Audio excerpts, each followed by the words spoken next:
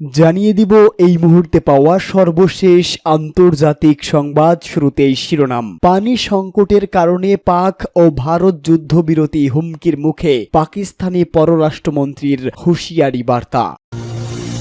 এরপরেই জানাবো ভারতের হামলায় পাকিস্তানের ১৩ সৈন্য নিহত। জানাবো আবারও অপারেশন সিঁদুর চালাবে ভারত। জানাবো হুতিদের ক্ষেপণাস্ত্র হামলা প্রতিহতের দাবি ইসরায়েলের।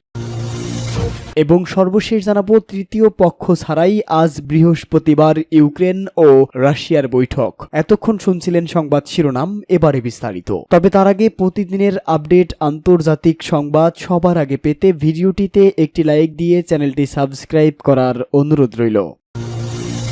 পানি সংকটের কারণে পাক ভারত যুদ্ধবিরতি হুমকির মুখে। পাকিস্তানের উপপ্রধানমন্ত্রী ও পররাষ্ট্রমন্ত্রী ইসহাক দার সম্প্রতি সতর্ক করেছেন যে ভারত ও পাকিস্তানের মধ্যে আসন্ন আলোচনায় পানি সমস্যার সমাধান না হলে দুদেশের মধ্যকার যুদ্ধবিরতি হুমকির মুখে পড়তে পারে। তিনি আরো বলেন, পানি সমস্যার সমাধানে ব্যর্থতা একটি যুদ্ধ ঘোষণা করার সমান হবে। সিএনএনকে দেওয়া এক সাক্ষাৎকারে পাক ভারত যুদ্ধবিরতি নিয়ে এই মন্তব্য করেন দেশটির পররাষ্ট্রমন্ত্রী ইসহাক দার। সাক্ষাৎকারে তিনি বলেন, যদি দুই দেশের মধ্যে পানি সংকটের সমাধান না হয় তাহলে এই অবস্থা যুদ্ধের দিকে নিয়ে যেতে পারে। এটি এক ধরনের যুদ্ধ ঘোষণার মতো হবে। পাকিস্তানের সংবাদ মাধ্যম ডনে খবরটি প্রকাশিত হয়েছে। সাক্ষাৎকারে পানি সংকটের পাশাপাশি দার ভারতীয় সীমান্তে গত ৭ মে ভারতীয় বাহিনীর বিনা উস্কানিতে চালানো আক্রমণের ব্যাপারেও মন্তব্য করেছেন। তিনি জানান, পাকিস্তান কোনোভাবেই ভারতের বিরুদ্ধে পারমাণবিক অস্ত্র ব্যবহারের ইচ্ছা রাখে না। তার ভাষায়, ইসলামাবাদ কেবল আত্মরক্ষার জন্য পাল্টা হামলা চালিয়েছে। পাকিস্তানের পররাষ্ট্রমন্ত্রী বলেন, ভারতের সাম্প্রতিক একতরফা চুক্তি স্থগিতের ফলে যুদ্ধবিরতি হুমকির মুখে পড়েছে। তিনি স্পষ্টভাবে বলেন, ভারতকে এই স্থগিতাদেশ প্রত্যাহার করতে হবে, তা না হলে এটি যুদ্ধ ঘোষণার সমতুল্য হবে। ভারতের হামলায় পাকিস্তানের ১৩ সৈন্য নিহত। ভারতের সঙ্গে পাকিস্তানের সাম্প্রতিক সামরিক সংঘাতে দেশটির নিরাপত্তা রক্ষায় নিহত সেনাদের সংখ্যা বেড়ে ১৩ জনে পৌঁছেছে। পাকিস্তানের সামরিক বাহিনী আন্তঃবাহিনী জনসংযোগ পরিদপ্তর এক বিবৃতিতে এ তথ্য জানিয়েছে। পাকিস্তানের আইএসপিআর বলেছে, গত ৬ ও ৭ মে ভারতের সশস্ত্র বাহিনী একেবারে বিনা উস্কানিতে পাকিস্তানের ভূখণ্ডে নির্লজ্জ ও কাপুরুষোচিত হামলা চালিয়েছিল। ভারতীয় বাহিনীর এই হামলার লক্ষ্য ছিল নারী, শিশু ও বৃদ্ধ সহ নিরপরাধ বেসামরিক নাগরিক। ওই সময় ভারতীয় বাহিনী পাকিস্তানের ৬টি স্থানে বিনা উস্কানিতে হামলা চালায় বলে বিবৃতিতে উল্লেখ করা হয়। বিবৃতিতে বলা হয়েছে, মাতৃভূমির প্রতি অপরিসীম সাহস ও দৃঢ় সংকল্প নিয়ে দেশ রক্ষায় সৈন্যরা নিজেদের প্রাণ দিয়েছে। আজ আরো ২ জন সাহসী সৈন্য চিকিৎসাধীন অবস্থায় মারা গিয়েছে। এ নিয়ে মোট নিহত সেনাদের সংখ্যা বেড়ে দাঁড়িয়েছে ১৩ জনে। পাকিস্তানের সামরিক বাহিনীর জনসংযোগ শাখা বলেছে, ভারতের সঙ্গে সামরিক সংঘাতের সময় পাকিস্তানের সেনাবাহিনীর অন্তত ৭৮ জন সদস্য আহত হয়েছে। এই সদস্যরা দেশের নিরাপত্তা রক্ষায় দায়িত্ব পালনকালে আহত হয়েছেন। বর্তমানে তারা পাকিস্তানের সামরিক বাহিনীর হাসপাতালে চিকিৎসাধীন আছেন। ভারতের হামলায় পাকিস্তানে নারী, শিশু সহ ৪০ বেসামরিক নাগরিক নিহত হয়েছেন বলেও জানিয়েছে দেশটির সেনাবাহিনী। এছাড়া আরও ১২১ বেসামরিক নাগরিক আহত হয়েছে।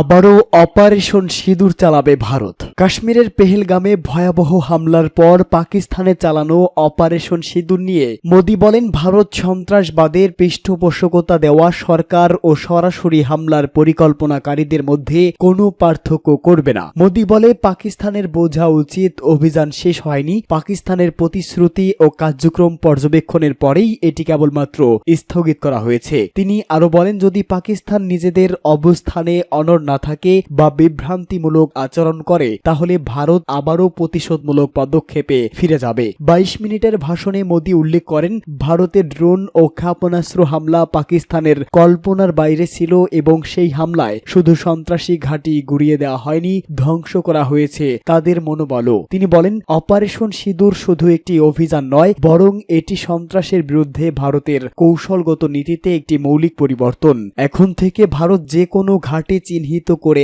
আঘাত হানবে এবং দেশের উপর হামলা হলে তার জবাবও হবে কঠোর।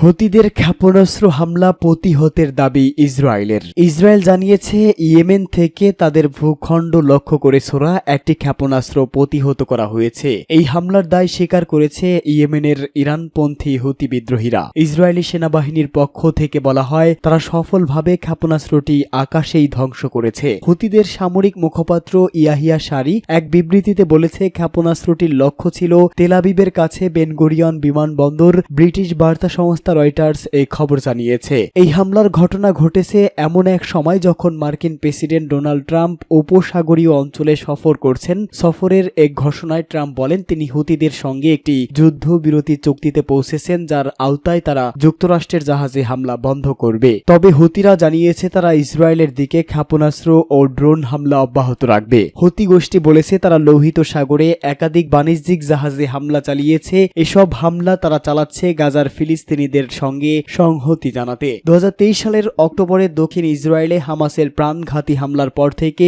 গাজা উপত্যকায় সশস্ত্র অভিযানে রয়েছে ইসরায়েল। সেই যুদ্ধ এখনো চলছে। মার্কিন প্রেসিডেন্ট ট্রাম্প চলতি মাসের শুরুতে ঘোষণা করেছিলেন হুতিরা যুক্তরাষ্ট্রের জাহাজে হামলা বন্ধ করতে সম্মত হওয়ায় ওয়াশিংটন ইয়েমেনে আর বিমান হামলা চালাবে না। তৃতীয় পক্ষ ছাড়াই আজ ইউক্রেন ও রাশিয়ার বৈঠক। কোনো পূর্ব শর্ত এবং তৃতীয় পক্ষের মধ্যস্থতা ছাড়াই আজ বৃহস্পতিবার যুদ্ধবিরতি নিয়ে ইউক্রেনের সঙ্গে মুখোমুখি আলোচনায় বসবে রাশিয়া। একথা জানিয়েছে ক্রেমলিনের মুখপাত্র দিমিত্রি পেসকভ। তবে ইউক্রেনের প্রেসিডেন্ট ভ্লাদিমির জেলেনস্কি সরাসরি রুশ প্রেসিডেন্ট ভ্লাদিমির পুতিনের সঙ্গে কথা বলার যে প্রস্তাব দিয়েছেন সে বিষয়ে কোনো মন্তব্য করেননি তিনি। তুরস্কের ইস্তাম্বুলে যুদ্ধবিরতি নিয়ে মস্কো কিয়েভ আলোচনা হওয়ার কথা পুতিন জানিয়েছিলেন কোনো মধ্যস্থতাকারীর মাধ্যমে নয়, সরাসরি ইউক্রেনের সঙ্গে আলোচনায় আগ্রহী রাশিয়া। আর এই প্রেক্ষিতে জেলেনস্কি বলেন তুরস্কে পুতিনের জন্য আমি অপেক্ষা করব, তবে পুতিন নিজে আলোচনায় অংশ নেবেন কিনা সে বিষয়ে এখনো ক্রেমলিন কিছুই জানায়নি। স্পষ্ট নয় জেলেনস্কির তুরস্ক যাত্রার বিষয়টিও। গত রবিবার 30 দিনের নিঃশর্ত যুদ্ধ বিরতির দাবি তুলেছিলেন ইউক্রেন এবং তার সহযোগীরা। সেই তালিকায় ছিল ফ্রান্স, জার্মানি, পোল্যান্ড, ব্রিটেনের মতো ইউরোপীয় দেশগুলো। সোমবার থেকেই তা কার্যকর করার আহ্বান জানানো হয়। সেই দাবির কয়েক ঘন্টা পরেই পুতিন সরাসরি দ্বিপাক্ষিক আলোচনার প্রস্তাব দিয়েছিলেন, কিন্তু তাৎপর্যপূর্ণভাবে তারপরেই নতুন উদ্যমে ইউক্রেনে ড্রোন হামলা শুরু করে রুশ বাহিনী। উল্লেখ 2022 সালের 24 ফেব্রুয়ারি থেকে রাশিয়া এবং ইউক্রেনের মধ্যে যুদ্ধ চলছে। পাল্টাপাল্টি হামলায় বিধ্বস্ত দুদেশেরই বিস্তীর্ণ এলাকা, প্রাণ হারিয়েছেন কয়েক লাখ সেনা ও বেসামরিক নাগরিক। ঘরছাড়া বহু ইউক্রেনীয় পোল্যান্ড ও পূর্ব ইউরোপে অন্য কয়েকটি দেশে আশ্রয় নিয়েছে। সেই আবহে আমেরিকা সহ বিভিন্ন দেশ উদ্যোগী হয়ে যুদ্ধ থামানোর চেষ্টা চালাচ্ছে, তবে এখনো পর্যন্ত সেই চেষ্টা সফল হয়নি।